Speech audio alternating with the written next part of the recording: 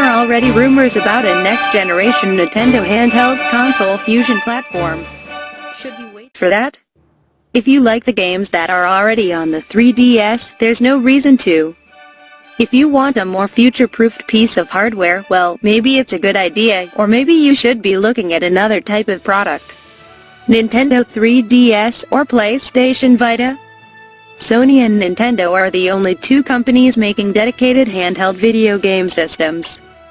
Deciding between a Nintendo 3DS XL and a PlayStation Vita, both of which cost the same, is more a question of aesthetics than superiority. Both handhelds have been rendered somewhat irrelevant by mobile phones and tablets, yet both have grown their own assortment of excellent and highly unique games.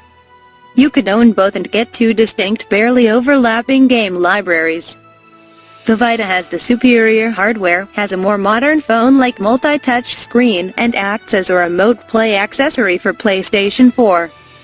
The Vita also has a number of cross-play games that work on PS3, PS4 and the Vita, offering two ways to play for the price of one. The Vita's games lean toward indie mobile and PC-influenced games, adult shooters, sports games and action titles, while the 3DS has a more kid-friendly vibe in general. Both have similar ballpark territory battery life.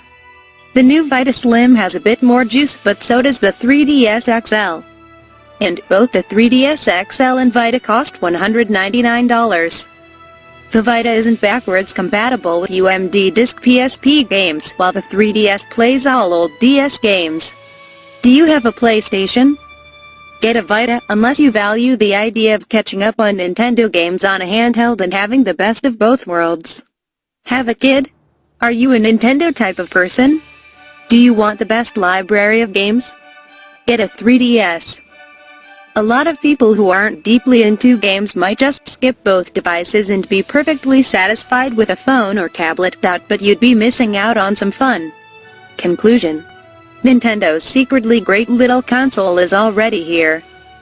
Nintendo's most recent console might be the Wii U, but its best gaming platform at the moment is small, double-screened, and has a stylus. Yes, the company's period of dominance over the casual game market is long gone. The days of the Wii and Nintendo DS being seen in the hands of moms and grandparents are history. But that doesn't mean that 3DS isn't a great little game console.